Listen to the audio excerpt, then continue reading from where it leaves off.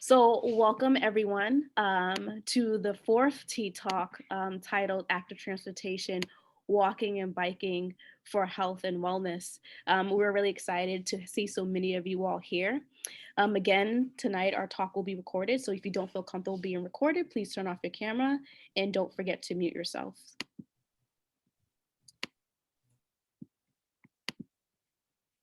You can go to the next slide, Leonelli. And before we begin, we would like to acknowledge our supporters, so Transportation for Massachusetts, Brigham and Women's Hospital, and the Fairmont Indigo Community Development Corporation /Collaborative.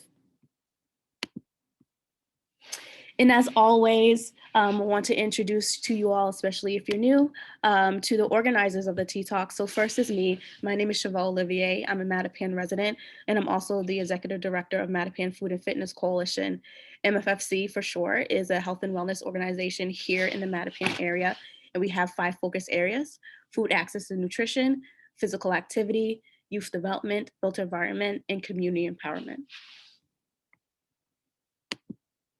And next, going to hand it off to Alensa to introduce herself. Hi, everybody. My name is Alensa. I'm the founder and principal of Powerful Pathways. We're a creative planning and design practice, and I'm a resident of Mattapan. Hi, everyone. My name is Michelle Cook. I am co-founder of Urban Outdoors Association. We offer unique services to enjoy the outdoors in all season, and we are resourced for outdoors adventures, activities, and programs. Thank you all. And so who are the Tea Talks for, especially if this is your first time joining us? Alensa, Michelle, and I created this space for community. The Tea Talks are a chance for us to explore together what these street changes mean, because there's a lot of street changes happening in Mattapan, Dorchester, and Roxbury. And we created these talks as a way for us as community to come together and explore what these means. And what it means and what we're thinking here when we see these changes. There are also for those individuals who are not normally in the transportation world. And so before we begin, we like to go over the ground rules. Because it's important for us to set the tone for our time together. And so again, the session will be recorded, and some of our ground rules are: we will engage in respectful dialogue. Avoid private chats, because when I say the chat, I can see everything that you all are saying. So make sure that you avoid a private chat. Submit questions in the chat box. There's going to be panelists and presenters speaking. So if you have any questions, please put them in the chat. We are going to get to them. Speak for yourself. So if you are part of an organization and you know you're not supposed to be speaking as a part of your organization, please make sure you do not. Don't want you to get in trouble. One mic. So if you have a question and you want to, or a comment and you want to say something, just making sure that you leave room for other people to be able to say what they need to say. Practice after active listening. This is something that all of us are trying to practice. Usually we listen to respond instead of listening to listen.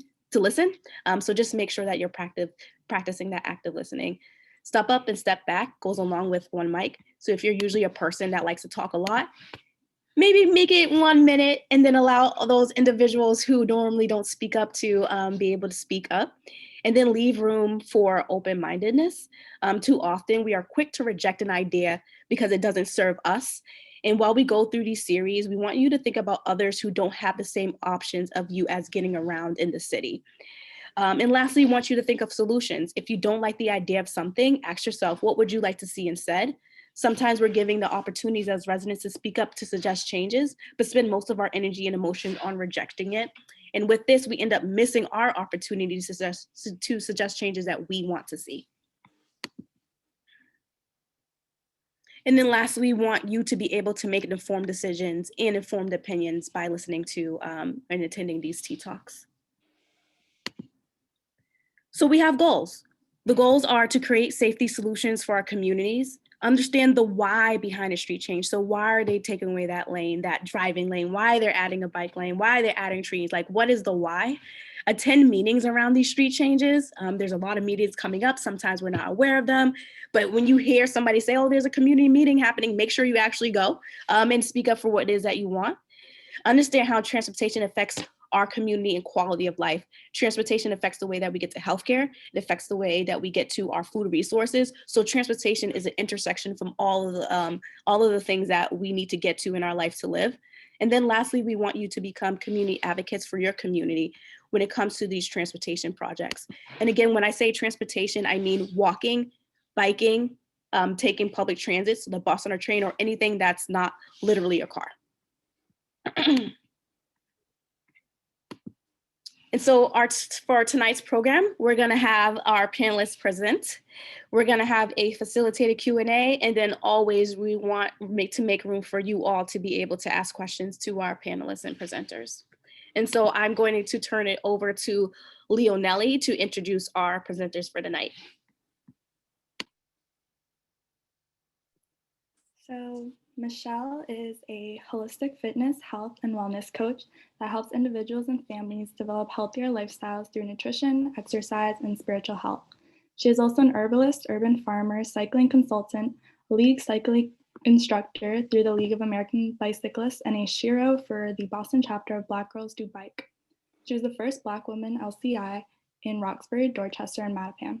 She's an outdoors enthusiast who encourages people to participate in outdoor activities such as biking, walking, as a form of exercise, transportation, and fun. Ambar Johnson is a transportation planner, bicycle educator, and creative composer. Her core belief that transportation is more than its utility fuels her practice. This belief inspires her writing and work, which sits at the nexus of infrastructure, connection, and culture.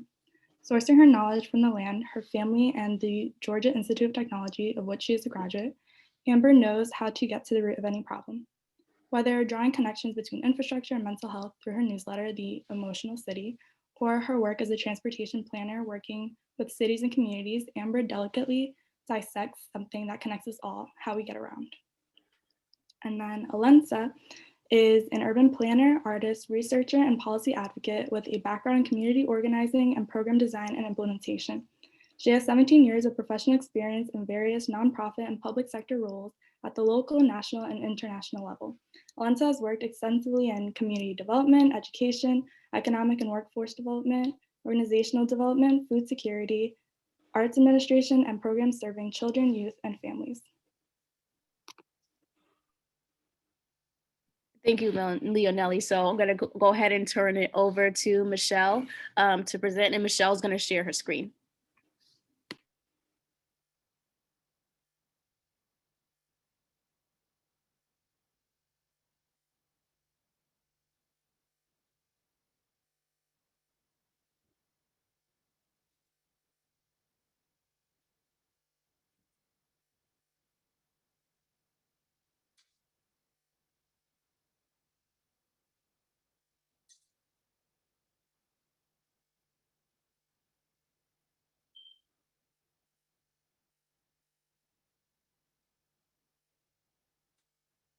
You are on mute, my dear.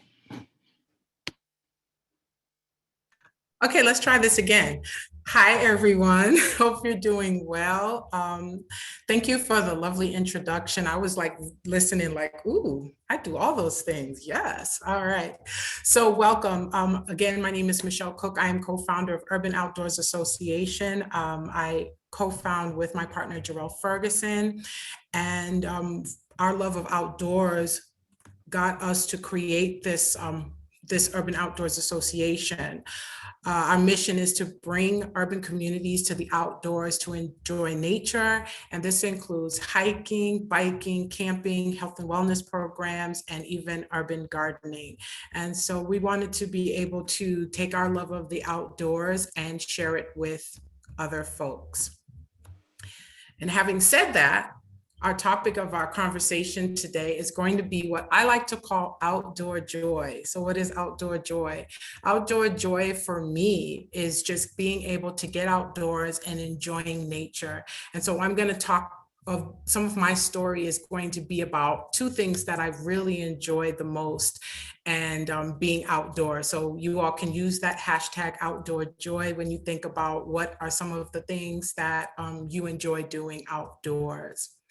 But before I really get into my story, I really want to talk about outdoor activities and mental health.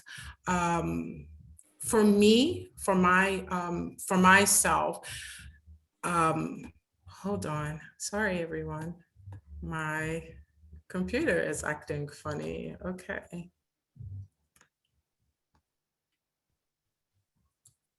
Okay. So outdoor activity and mental health. So some of the things that I want to talk about for outdoor activity and mental health is that it does go hand in hand with each other.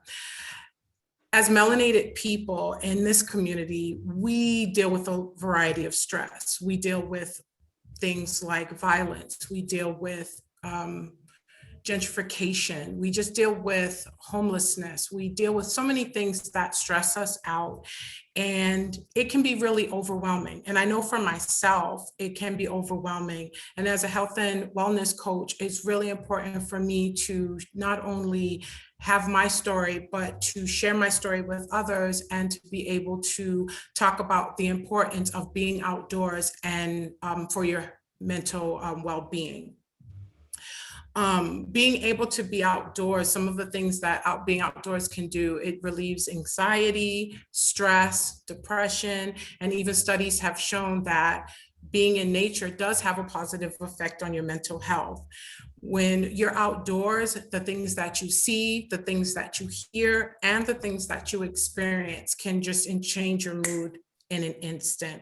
So I really want us to think about, as melanated folks that live in the communities of Roxbury, Dorchester, and Mattapan, to really think about your mental health. And one of the questions I want to present to you is, what have you done for yourself for you to allow yourself to be in the outdoors and just be, whether it's for yourself, for your loved ones, for your family? What have you done to just be, to be able to be still and be in the outdoors? Because this is so important for our mental health. And so I definitely wanted to share that with you because that's something that is very near and dear to me. So without further ado, I'd like to share with you my first story. And that is my bike joy. This is my bike story. And I want to talk a little bit about my bike story. As you can see, there are a variety of different pictures, not only of myself, but of other folks that I have had the opportunity to bike with.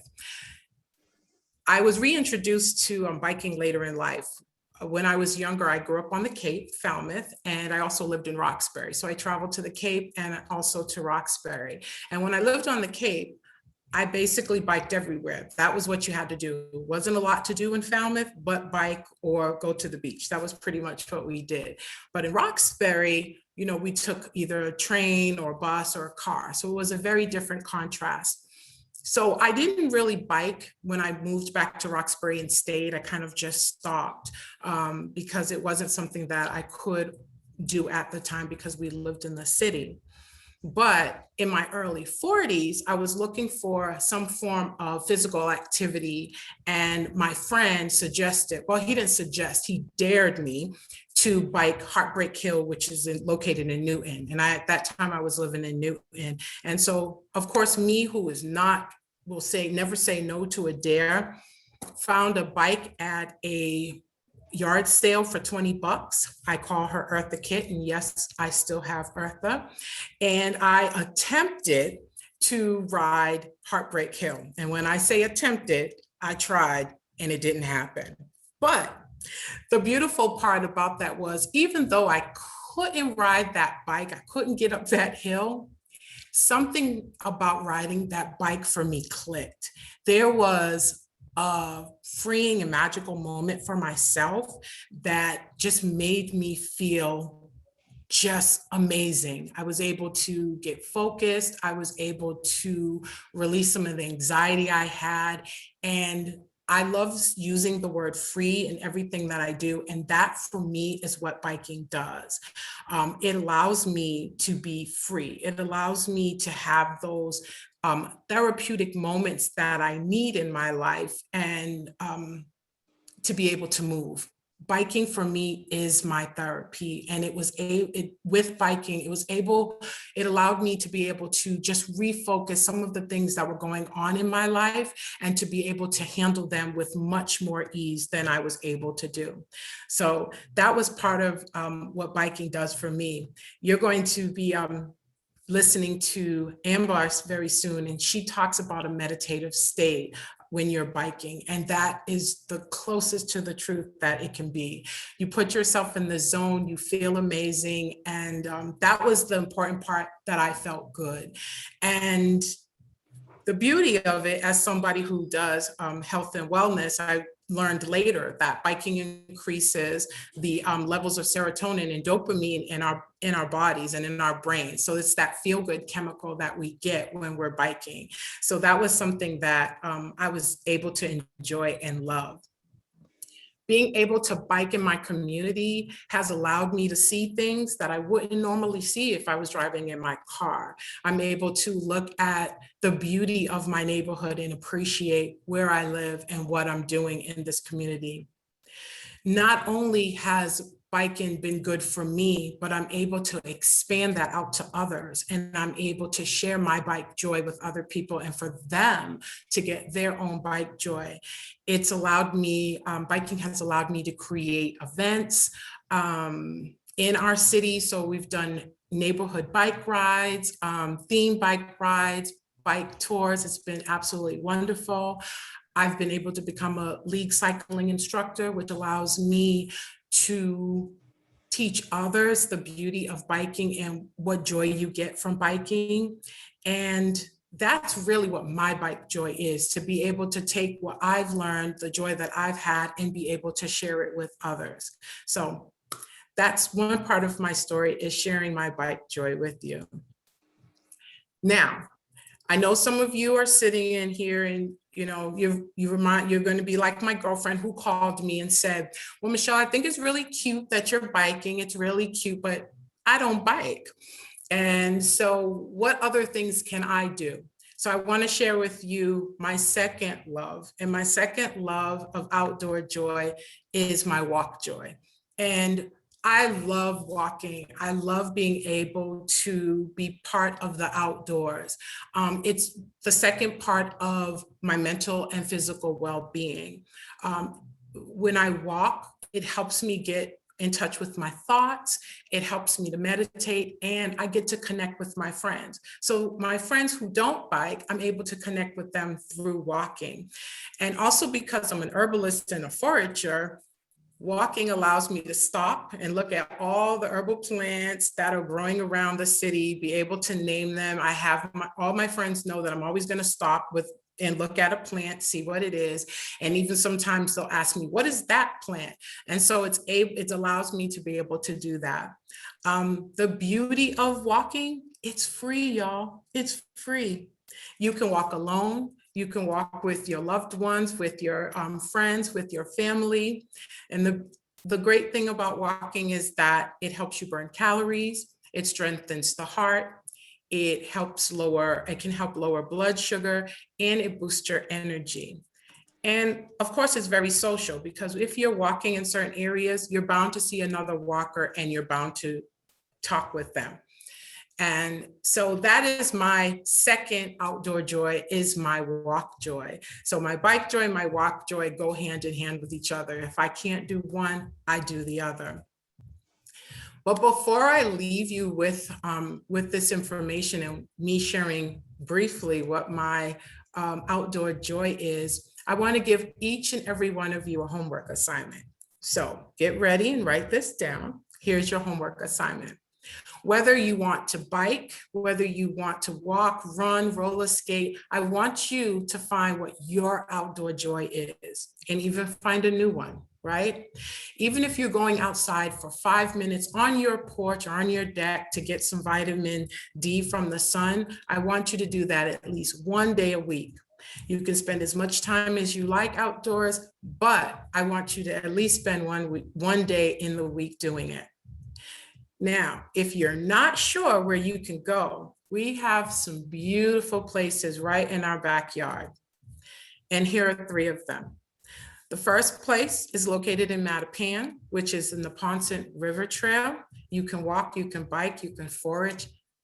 I do that now, it's beautiful. We also have Franklin Park located in Dorchester.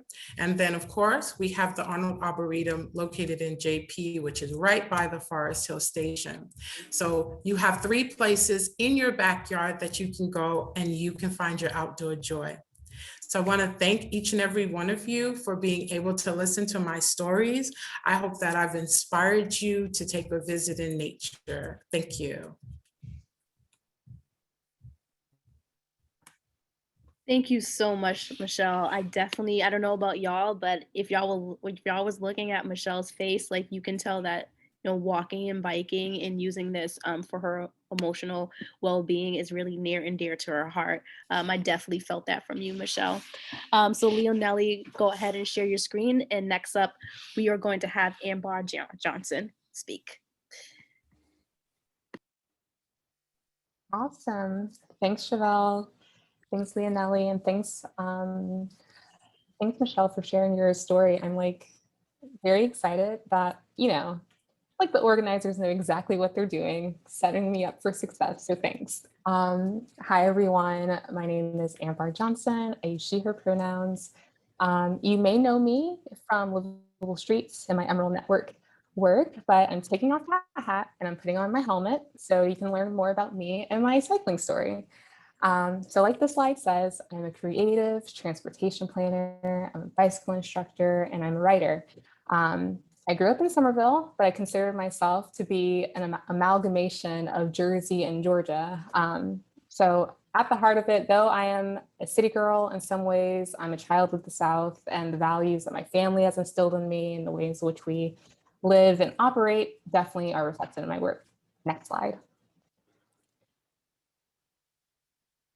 So like Michelle poignantly pointed out, there's so many benefits of being in nature. And the 3 things you see here are things that just help me ground myself and influence my wellness. So for me, when I'm able to be outside, like barefoot in some soil, especially on a day like Earth Day, being with my people, like my community and my friends, and being able to ride my bike, I literally feel as if I am in my best element. And in all of those things, I'm not in isolation. In a time like COVID, where 2 things, at least for me, one, I moved from Atlanta to Boston, and literally 6 months before COVID hit, I moved here. So it was really hard, as I'm a person who really loves to be in community and just out on my bicycle. But this past year has just been so difficult to just connect with people in the way in which I like. And then second, just in terms even before COVID, but life in general, it's very easy to stay isolated, especially if you're bogged down with work, responsibilities, or, you live alone. So in a lot of my work that I do, I try to make sure that all these things are woven together, and that's especially important for me in my care system. Next slide. So in the work that I do, I talk a lot about how cycling makes me feel, and there are so many words that I can use, but sometimes images just work better for me. And for me, the experience of cycling really feels like the process of going from a caterpillar to a butterfly. I really hope I see everyone in the chat and using your reactions to let me know if you're tracking with me or not. I really thrive off of interaction and just knowing that you all are with me. So please post your thoughts or where is this going or things like that. I really appreciate that.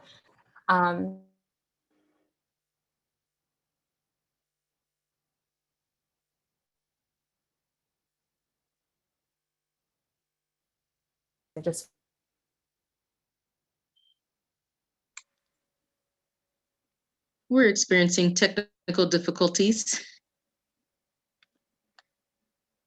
We'll just take a moment and see if Amber can come back. Enough about this kind of flying like a butterfly. I'd love to hear from people in the chat. What role do butterflies play in our ecosystems? So any of our nature folks out there, or Folks, yeah, great. Pollinators, great. Wow, everyone is, thank you. You make this so easy. Next slide.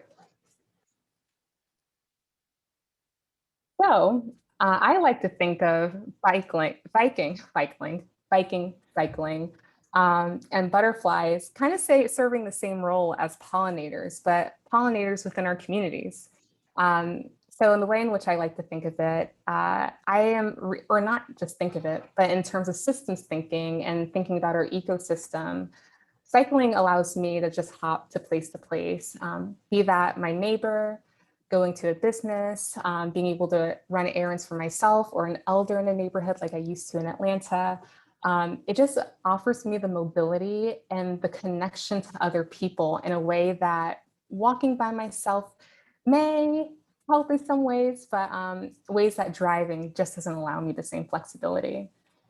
What I really appreciate about being able to be out and with my community cycling is that I'm able to see people that I haven't been able to see as late, or I'm able to just make new friends and just drop by and pay people a visit. I don't know how many of y'all are from the South or have family in the South, but one of the things that we do, we literally just drop by some people's houses. And when we do that, we usually just drop by. It's like, hey, like, I found some peanuts that you might want, or like, hey, we just wanted to check up on you because we haven't seen you in a while. Next slide.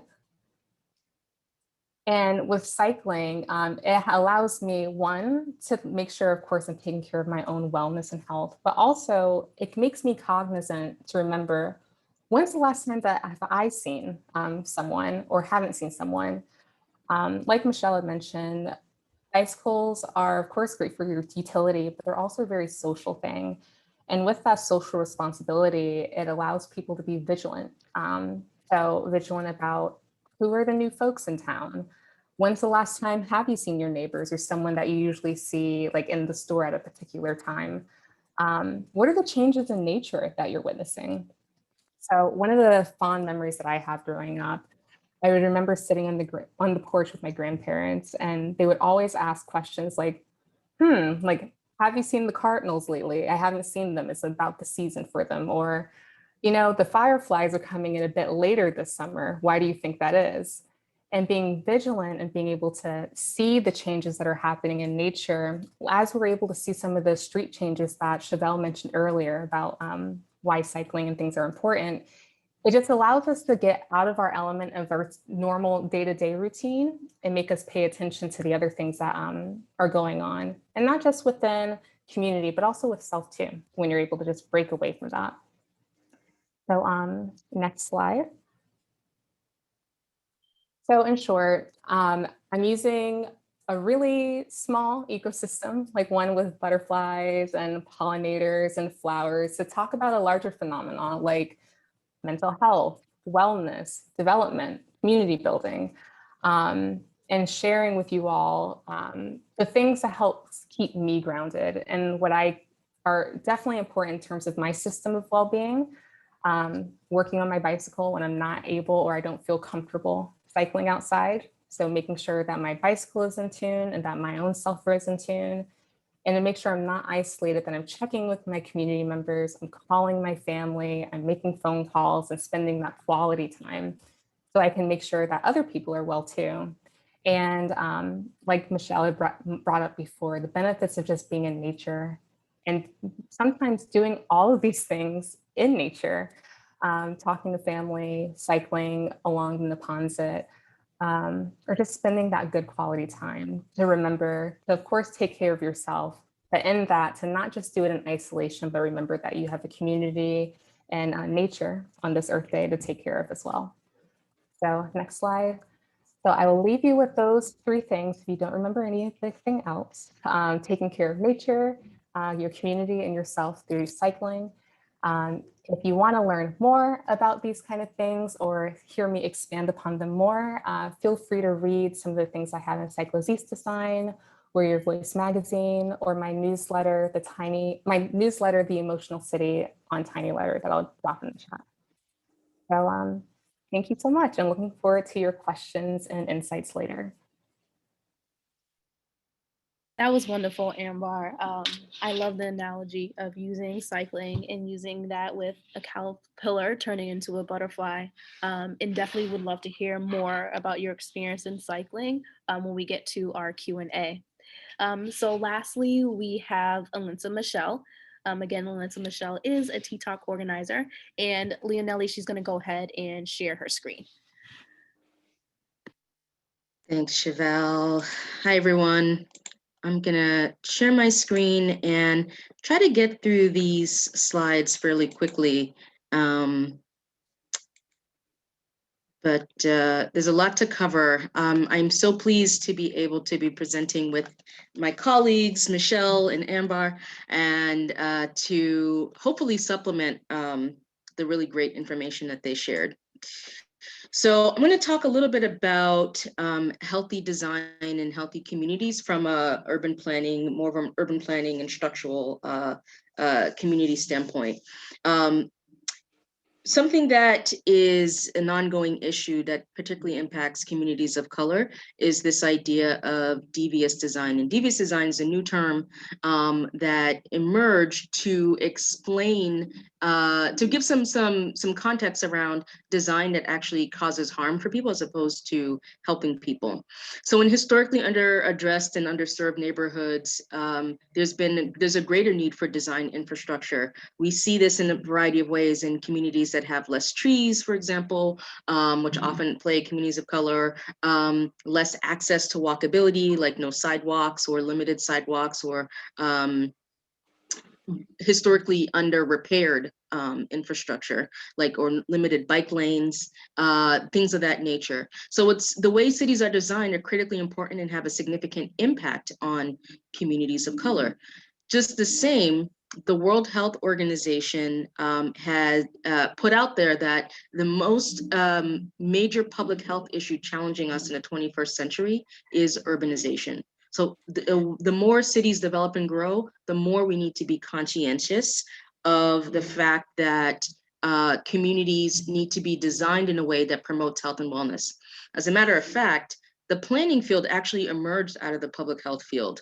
So during the time of the Industrial Revolution in the early to mid 1800s, when cities were being rapidly developed, there was a issue where cities were becoming grossly overpopulated. You had these tenements, which were, dilapidated apartment complexes where multiple families lived in like one facility. It led to a lot of trash and pollution. And that's actually what prompted the public health field to eventually create what's become its own field, the urban planning field, which was the intent to design cities that are better serving people. But there are still some issues and legacies of those kinds of practices that we still see today. More locally, in Dorchester, Roxbury, and Mattapan in Hyde Park, we see there are higher rates of public health issues such as obesity, high blood pressure, and asthma. And it's only makes sense that these are also environmental justice communities, which are communities recognized by the federal government as communities that have a disproportionate pollution impact in those areas. The life expectancy in Roxbury is 59 compared to 92 in Back Bay.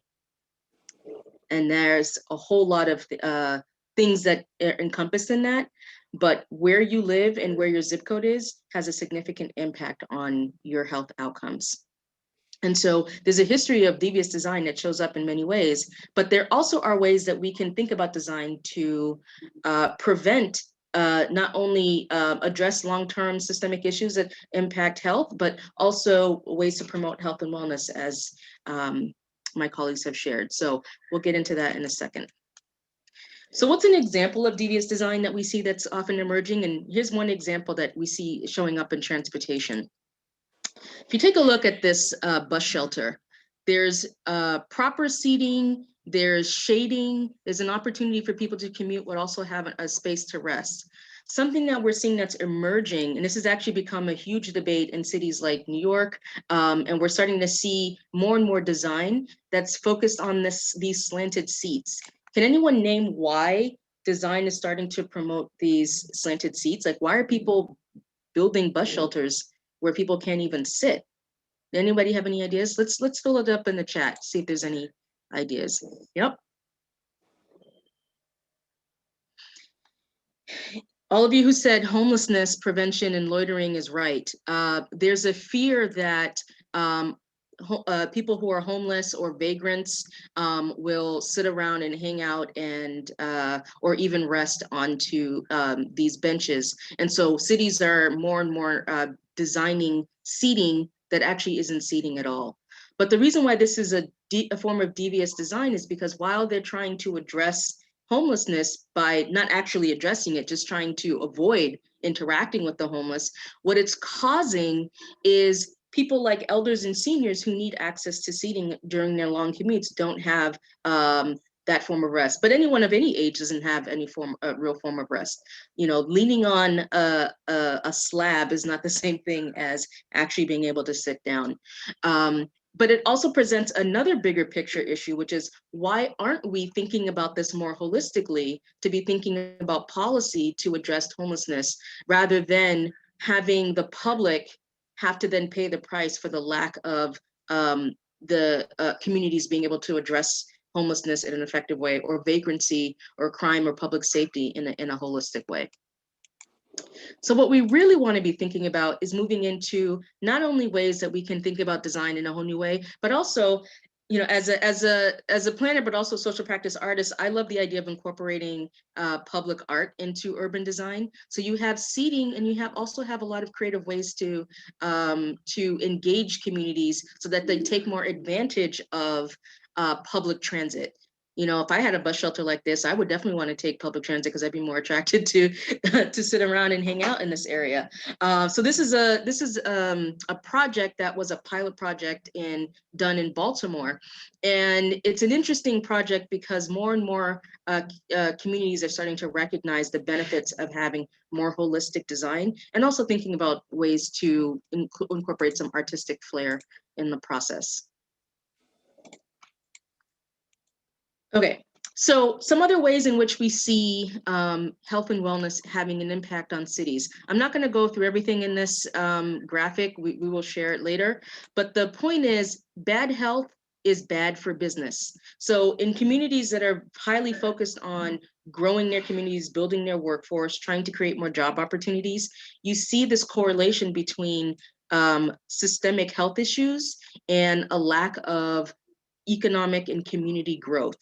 You know, the communities that are being targeted for where jobs are going are not going to look like communities that have poor design. That's just the reality of it. And again, we see this in affecting communities of color historically, where a lot of the big businesses are moving to other places. And this was actually a project that we had worked on in the Fairmont corridor, where we were trying to get some of the tech companies that have been moving into the seaport to commit to hiring folks from Mattapan, Dorchester, Roxbury, and Hyde Park, and the potential for businesses that might have been displaced out of the seaport because they couldn't afford to be there, to move into our communities and offer jobs and expand the workforce opportunities in neighborhoods that have higher unemployment rates. But there's a correlation again between when you see communities that have poor infrastructure, less active opportunities for design, and the growing interest from the public who want to be more healthier, who want to be out walking, biking, engaging in other forms of active transit, and limitations of that also means it's going to be a limitation. The spill effect, the domino effect is that there's going to be limitations in many other aspects of community development. So this brings us to active design. What is active design and why is it important? Well, active design is a fairly new term that's focused on urban design that facilitates health and wellness. That's pretty much exactly what it is. But it's not just looking at the physical infrastructure. Like here in this image is a park where they have built-in exercise and equipment. So it's not just allowing folks to come to the park and walk around, but they actually are trying to encourage more exercise by having these exercise equipment built right into the park. But it also means looking at building codes and other types of setting design standards to ensure that any new design is going to be focused on promoting health and wellness. So why is it important? And specifically in transit, because this is a T-Talk, The urbanism with the focus on walkability in green spaces is especially important to promote transit equity and make our communities better. This means that we're designing transit systems that encourage more walking and biking. We're focusing on a holistic practice, which also means that we're building more or adding more public transit to encourage more walking and biking. We're reducing traffic and pollution and fossil fuel emissions by getting people out of cars. And as quoted here from a National Institute's report that came out in 2015, they found that commuting by car was significantly associated with a higher prevalence of not only low social participation, but also low general trust as compared with active commuting and association with increased duration of commuting time.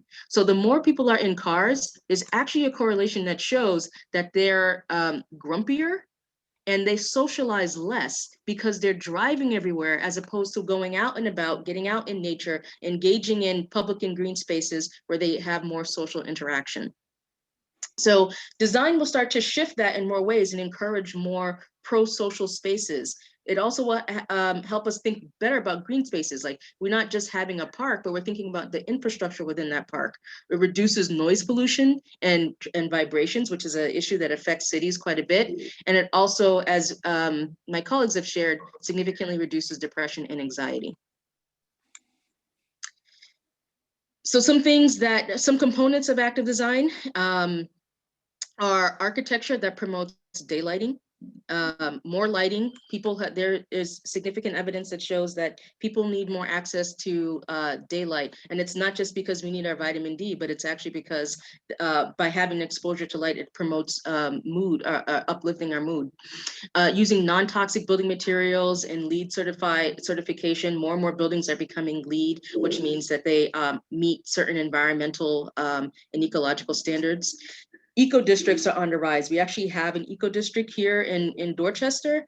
An eco district just means that is where a community is committing to do collective environmental justice work. So in Codman Square, for example, which is an eco district, they are working closely with community members to promote more types of infrastructure. Like, they're encouraging homeowners to get solar panels. They're doing projects that promote walking and biking in and around Codman Square. And the Codman Square CDC is working with actors across the state to ensure that these standards are being met.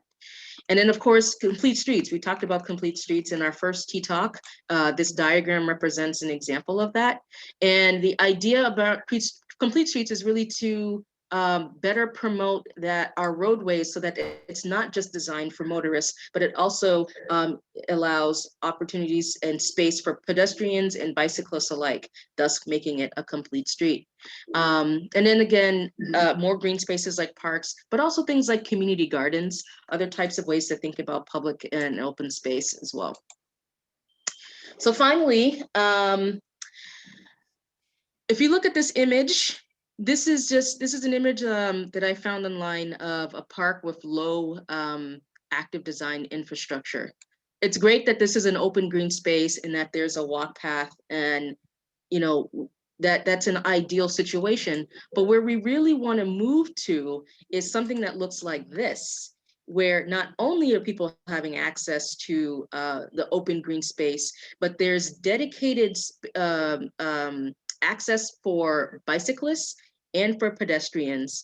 There's unique design. If you see in the back there, there's a stairwell. It allows for more cardio. So it's not just a plain like open green space, but there's actual thought process being put into the design of the green space to ensure more active engagement and exercise.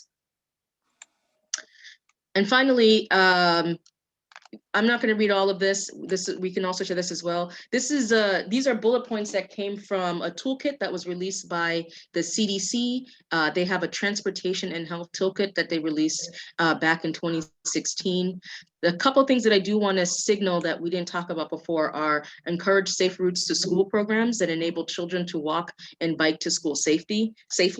Construct a connected network of multi-use trails. We have limited trails in Black and brown neighborhoods, and there's been a lot of active work here in the Boston area to extend like Stony Brook Park and the Fairmount Greenway, for example, is the work that's actually underway. But the more access to trails you'll encourage more walking and biking. And of course, we have the Neponset Greenway, for example, which was a huge success. There was a lot of resistance to that project. And then once we were able to make it happen, people are using it consistently. And it's one of the examples that Michelle shared.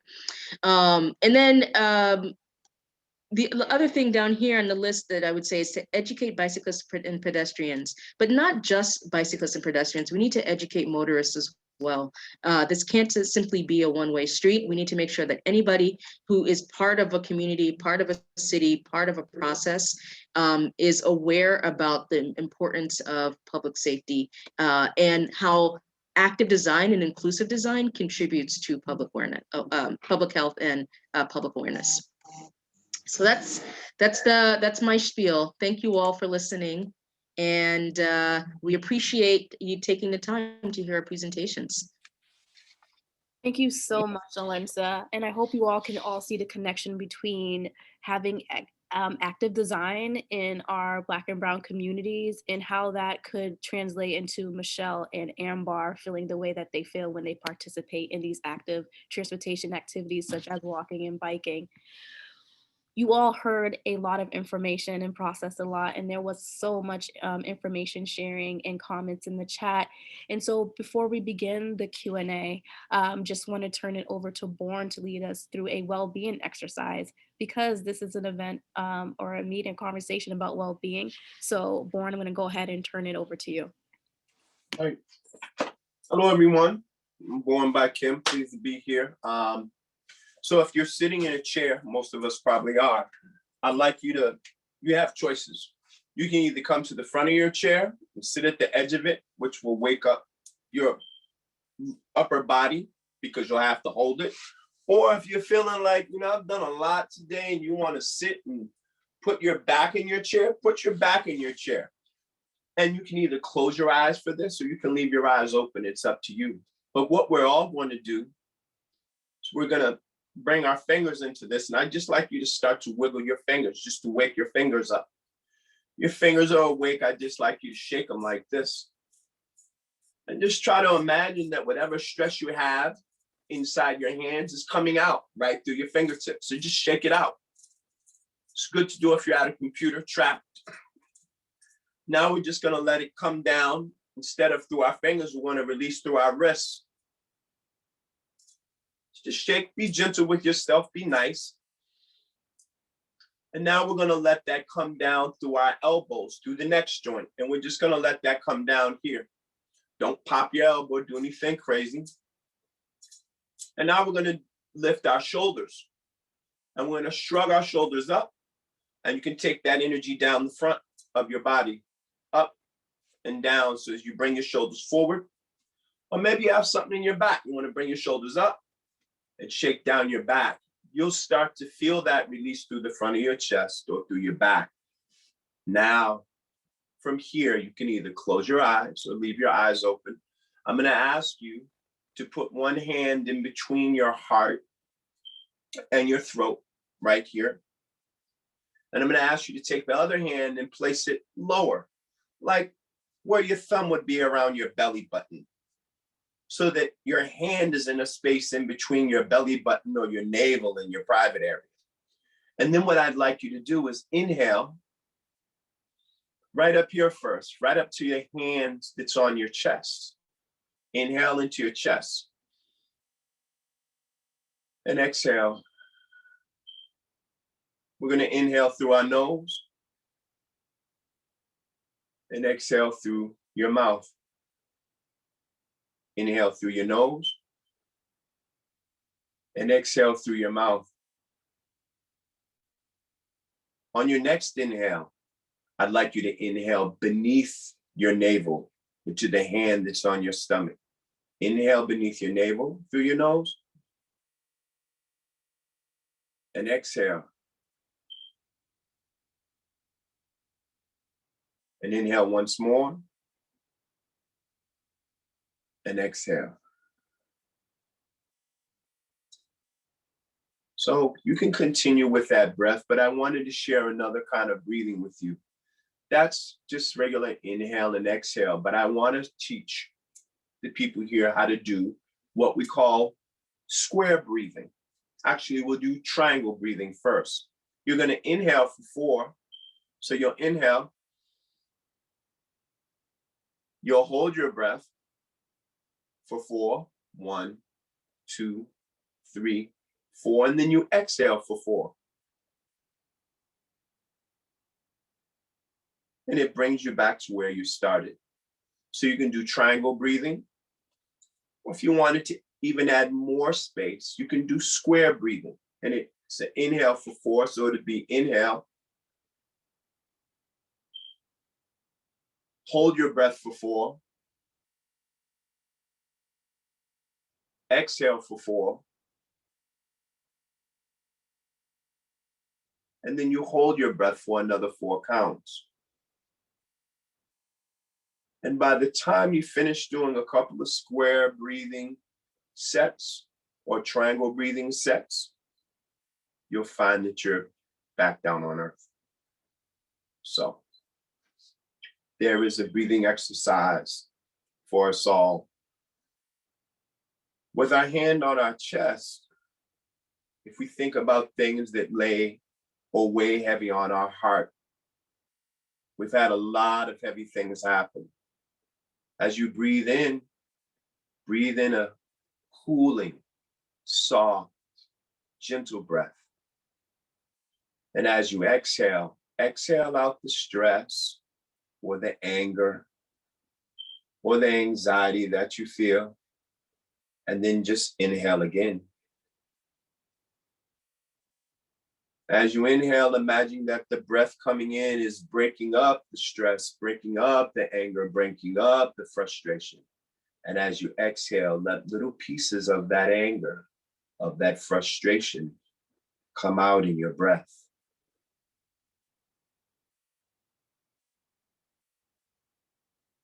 We'll now focus our energy down into our stomach.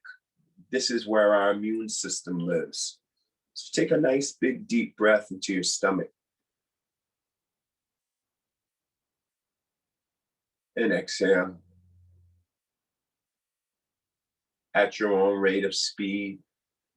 Inhale again.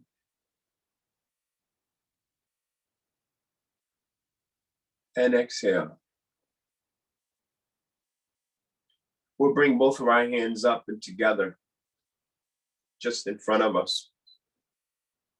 We'll let our hands separate from, our thumbs separate from our fingers, and we'll bring our thumbs right to that little rubbery bone or our sternum in our chest. And we'll let our hands just kind of be a little bit forward of that. And we can drop our chin right into our chest.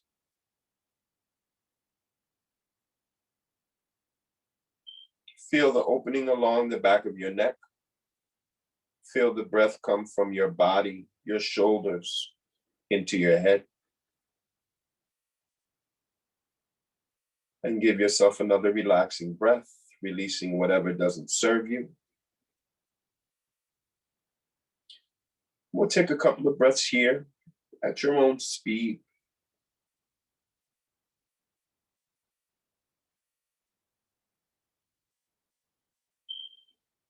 And on your next inhale, you can raise your head.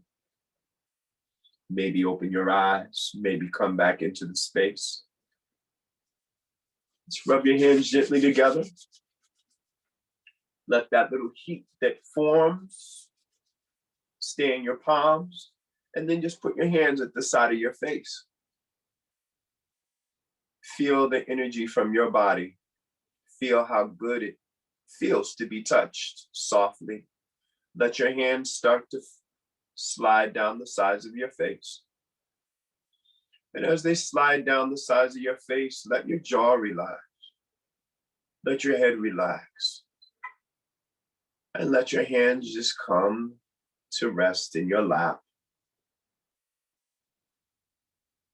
And you can come back in whatever speed or lack of speed that you need. And there's a breathing exercise, which I hope everyone will use for a Zoom or when you're all zoomed out. So thank you. Thank you so much, Born. I don't know about y'all, but right now, like, I am relaxed, and I'm probably not gonna come back with so much super energy because I feel good right now.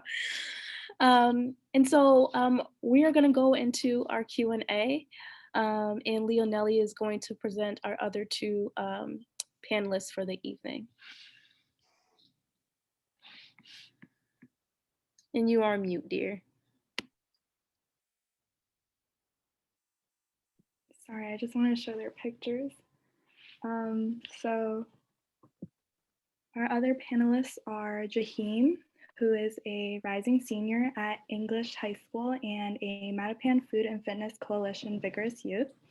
While working at MFFC, he has increased the use of his bike, riding a lot more as a mode of transportation. He was instrumental in planning and facilitating the first youth-led basic bike repair workshops founded in 2019. Other than to get around, Jahim uses his bike and rollerblades as a stress reliever and to get things off of his mind. Jahim's interests include animals, transportation, building and creating things, and health. And then our last panelist is Born, who everyone just met. Born is a Boston native and grew up in Roxbury on Humboldt Ave and spent his formative years at the Elma Lewis School of Fine Arts. He has been a performance-based artist of dance, drama, and movement, and educator both here and abroad. He was working as a special police officer and constable in the heart of the Method Mile, but left security, public safety, and law enforcement when Trump was elected.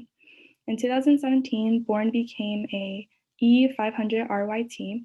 He now primarily works with people around the many aspects of human health and wellness. Born is a body worker, licensed massage therapist, level 3 Reiki, maker of crystal jewelry and art. He also does vegetarian, vegan food, and juice prep. Born is an avid urban gardener and cycles nearly everywhere, weather permitting.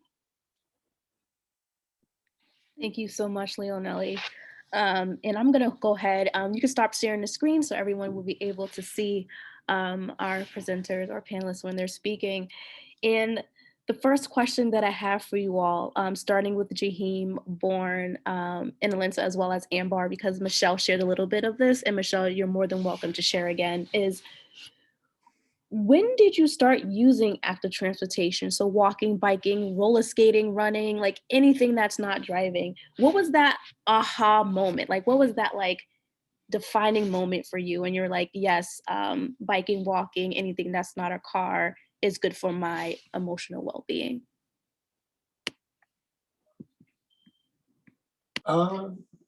If I would respond to that, I think I would say, oh, oh, he's talking. I'm sorry.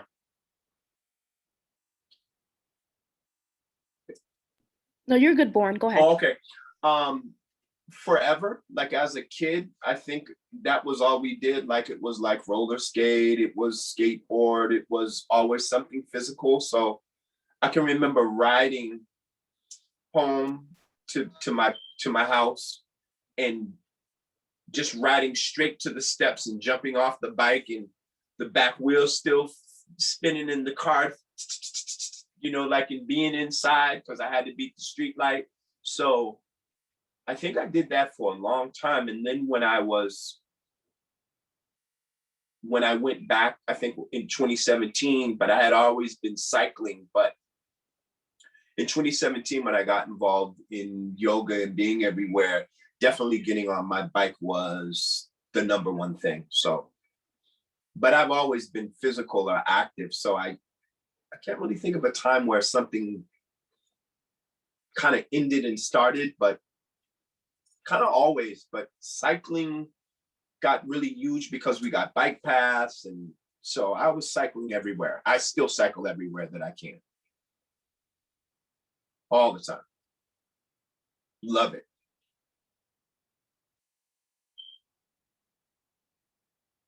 secretly it's how I fly.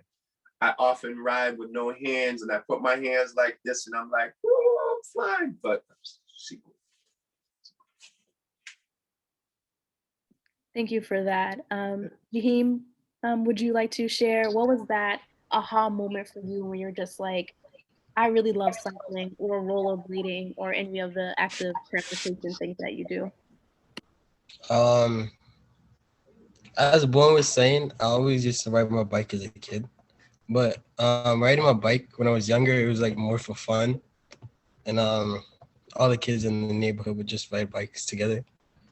But as I get older, I started riding my bike more, like because working with Mattapan Food and Fitness Coalition, we do bike rides, so I get to learn different paths. So sometimes I go for like bike rides by myself to like clear my head, and like that's a good way to ride my bike. Um, I do go roller skating sometimes, not all the times because I'm not that good, but it's like a great activity to get exercise in and stuff.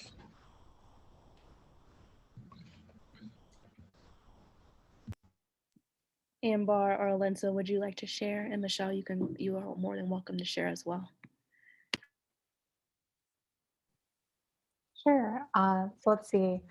So fun fact, I've never owned a car. I still don't own a car. So I've always cycled and walked. It's not so much of a statement for, like, I know some people, it's like, I'm, through cars, like that whole situation. For me, I'm kind of like, everything in moderation. But yeah, I've never owned a car, so I've always walked to school, rode my bike to school growing up in Jersey. When I lived in Somerville as a youth, I always like cycled around with my friends, like everyone's saying, like Jaheim mentioned. And I think I really took cycling seriously, like in terms of infrastructure, when I was still an undergrad in Atlanta. Using public transportation was a thing that people just really frowned upon, and I cycled and I didn't understand like why it was frowned upon, but I was able to work in a coalition with my neighbors for us to expand like relay bike share there. And through that work and just literally like cycling with my neighbors and teaching folks how to use the bike system, where to cycle, all those kind of things, it just became like, I realized that biking was like a thing in that kind of respect. But yeah, I've always cycled. It's never not been an option.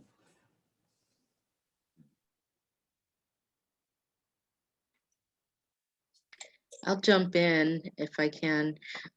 So like Amber, I have never owned a car. And as I got older, I had less and less desire to own a car, not only because I live in the city, but because as a community organizer, you know, it's significantly, I found that it's significantly different the way I engage people when I'm engaging with them through the streets.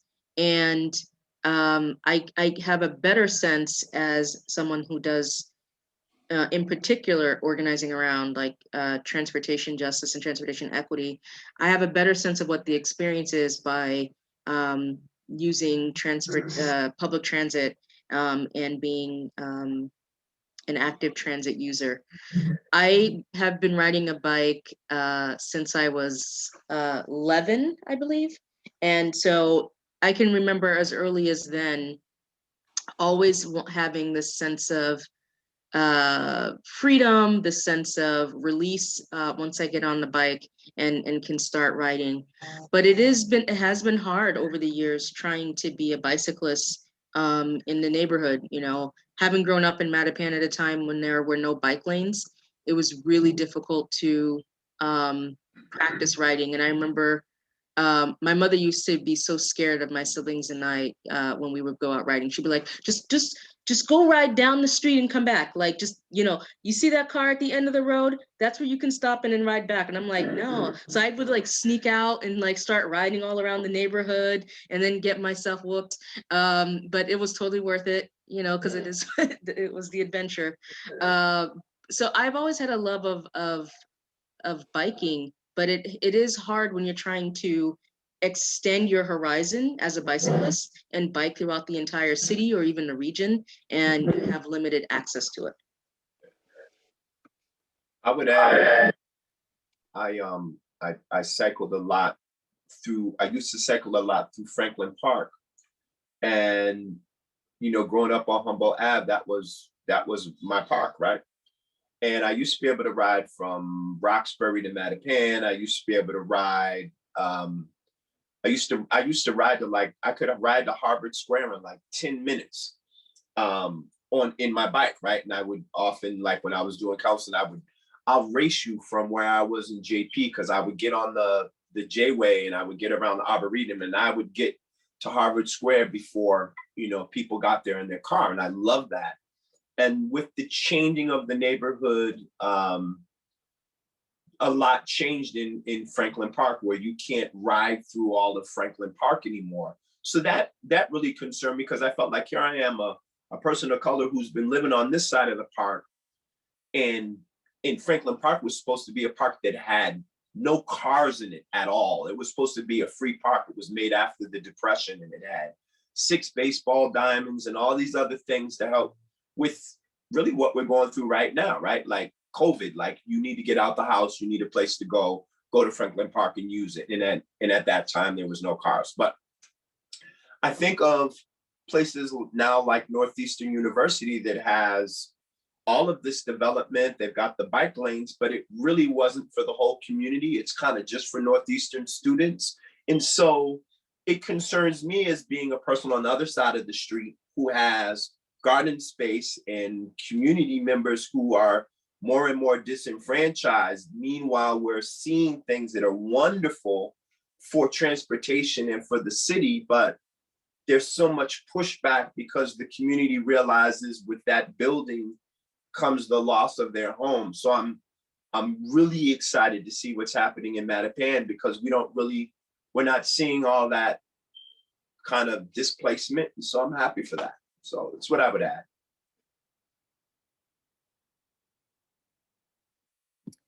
Thank you, y'all. So I have a question from Kenya, which is directed at Jaheim, and she wants to know your thoughts about the current conditions of our city streets and transportation, and what you think you and your peers should be done about that. So thinking about as you walk, take the bus, biking, what do you think about the current conditions of the streets? And then what do you think should be done about that? Personally, I think the streets, some people might think it's like dangerous just to have bikers in the road without a bike lane, or like bikers sharing the sidewalk with pedestrians. I think the construction that's going on with Cummins Highway and the added bike lanes is a great way to get bikers on the road, so as like transportation, instead of like taking the bus or other transportation. It's also good for people that's walking or wheelchair accessible for other people in the community. I think that's about it. I can't share what my peers would think about it. So yeah. Thank you so much. Does any of the other panelists want to share your thoughts around the current conditions, how you feel about those, and then what do you think should be done about it?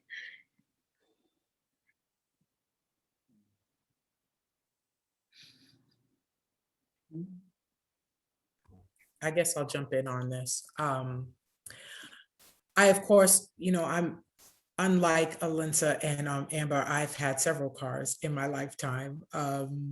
And so I can't, I wish I could say I don't have a car. I haven't had a car, but I have. I think that we have a lot of work that needs to be done. I think there's a start, but I think there's a lot of work to be done. And I loved what Jaheim was saying in terms of having accessibility for not only bikers and pedestrians, but those who are maybe in wheelchairs. I have friends who get around using a wheelchair, and some of the streets are just not safe for them, and they end up having to literally be on the streets because of that. I think that it would be great for the city to really look at other examples outside of the city and maybe possibly mimic those, and really have a lot more community involvement when they're doing these types of changes. But I think there's a start, and hopefully, I mean, I'd love to see it change in my lifetime. I don't know if that would happen, but this is a start. Yeah. Any other panelists want to share their thoughts around that before I move on to the next question? Yeah, I want to uplift what Michelle shared about wheelchair access, and add to that, you know, some of the principles of inclusive design really speaks to that, about the need for more infrastructure that is accommodating to people from all walks of life and all walks of ability, all forms of ability, rather. And this means considering everything from like the width of the sidewalk, you know, and it's not just for folks in wheelchairs, it's for, you know, parents with baby strollers. Sometimes, you know, when you're in an area and the sidewalk suddenly just stops, or there's no curbside cuts, and you just have any limited form of access to pass through. But it also means other types of infrastructure as well, like with the example I shared with the bus shelters, something even as simple as like the height of the seating or the height of the platform, to ensure that it's within eye level for someone who is in a wheelchair, or for a young person or someone who doesn't meet sort of what's considered average height.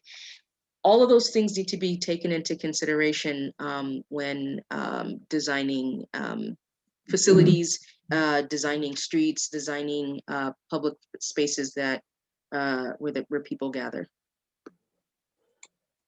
I would add to that by saying that I hope that communities of color will be actively involved with these designs, because they're the people that are going to need to use them most, right? And so one of the things that I'm working on in the garden space that I'm in this year is making sure that we have paths that seniors can come into the garden, seniors can get into the garden. There's a place for them to sit as soon as they come in directly. There's places as soon as they walk in on that edge, that side of the garden, that are raised so that they don't have to bend down. They're also being outfitted with slats across the top so they can use them as seating. And then there's other parts of the garden where we've kind of broken it down, where it's a little bit lower, but it's still a raised bed, so the community can still have access. But we could do youth programming or have youth come in. And I think that when we start talking about how the street's going to be cut up, and, you know, we're going to move that, the community has to come out and actively get involved in those things, because if they don't, what happens is the plan will go up, and then people will have to complain later, but you're going to have to, you know, deal with it then, because it'll be built. So I think this is the time to really come out and get actively involved, especially when you have a group of people that are, you know, actively involved in making sure that the city doesn't plan something that doesn't serve them. So it's definitely key, and it's a good time. It's an election year. Get out now and get on it. So. Thank you, Born. I'm going to go on to the next question, and I'm going to have put Ambar on the spot because I want to have her come into the conversation more. And so Daniela asked, this is a fun question. Where do you take your friends, family, neighbors when you want to show off the joys of cycling? It could be cycling, it could be walking, it could be running, rollerblading. Where do you take your friends, family, and neighbors? Okay, so this one's, I'm kind of cheating. So thankfully I come from a bike family, not like everyone all in cloud and spandex, not like that kind of bike family, but like everyone has cycled and we enjoy cycling. especially if it's super social. So when I was in Somerville, when I grew up in Somerville, my family and I would cycle to on the Somerville community path, because that's near where we lived, and we would go to Alewife and we go to the pond and go fishing. So that was something that was like, those are some like fun childhood memories and like a place I would go. Franklin Park is just a gem. That's where my mother would go when she used to live in Roxbury. So like, that's just like easy, but it's just really beautiful as well. But those like are the two places, the Neponset, of course. But what I really like to do, if people feel confident enough, because there's a lot of barriers in terms of just like comfortability and also just being mindful of the environment. So ensuring that there aren't going to be any interference with like police or something like that. So I can like ensure the group is safe. I really enjoy taking friends and family and just into the city and like being able to, like Jaheim was saying, just like literally be in the street. So not just a bike lane, but like ride in a group in the street. And we blast our favorite music, like with some Earth, Wind and Fire or some DMX like we had earlier. And just like ride around the neighborhood and see who comes out and stop on porches and like just keep going, you know. Usually like we have an offering with us. So like maybe it might be some fruit, you know, might just be like some information, but that's how me and my crew rolls. That's what we like to do. And if I could, I mean, I'll stop here, but in Atlanta, that's what I would do with my aunt and my cousin as well. We would get on the Beltline in Atlanta, which is another project, but great infrastructure.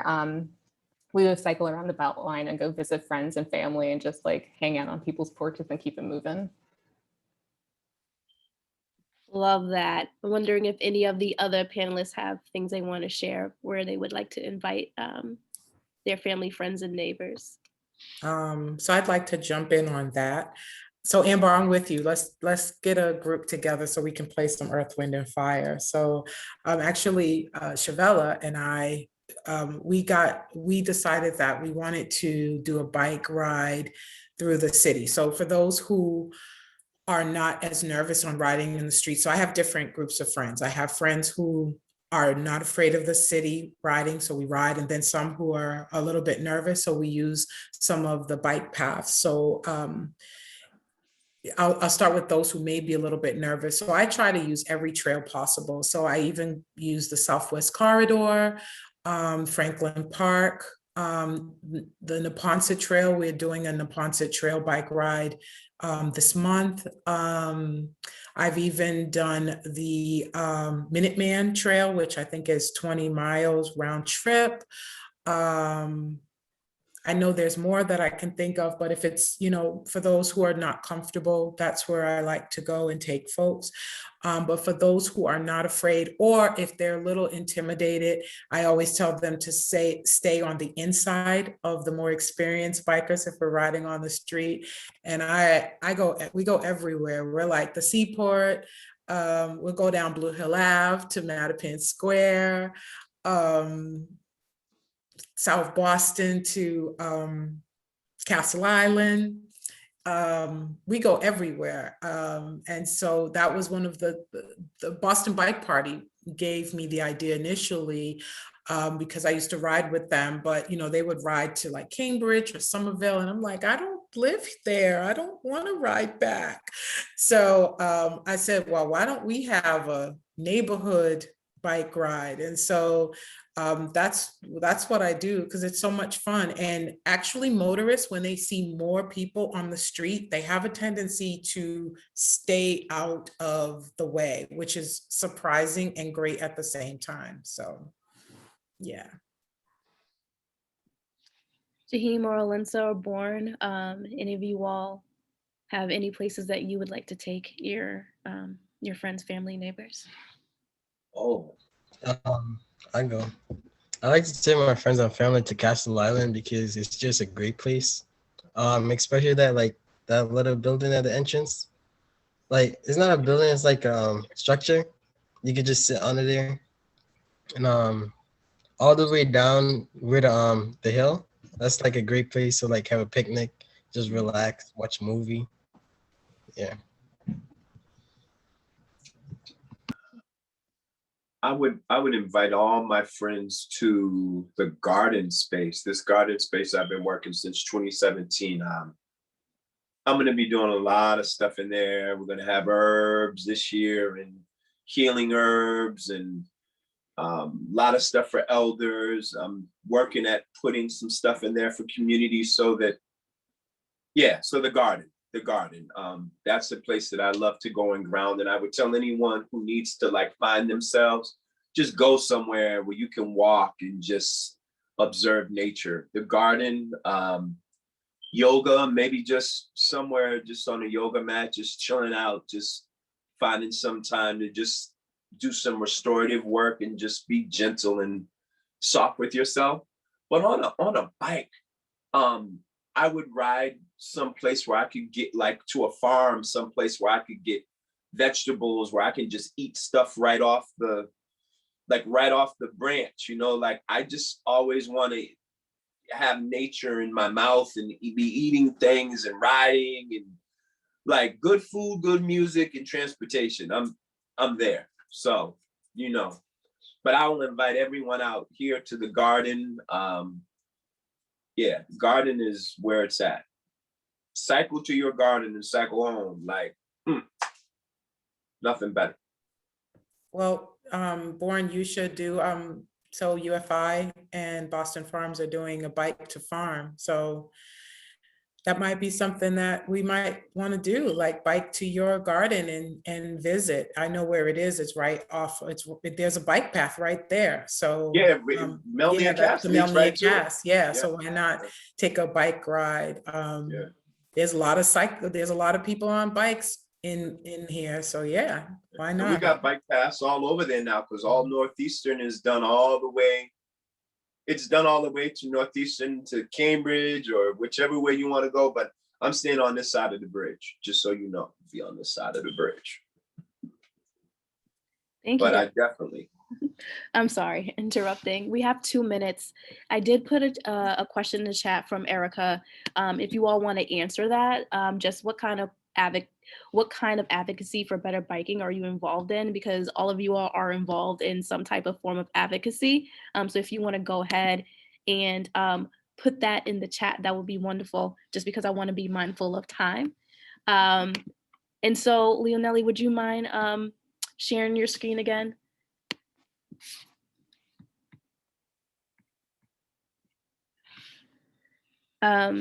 Thank you all.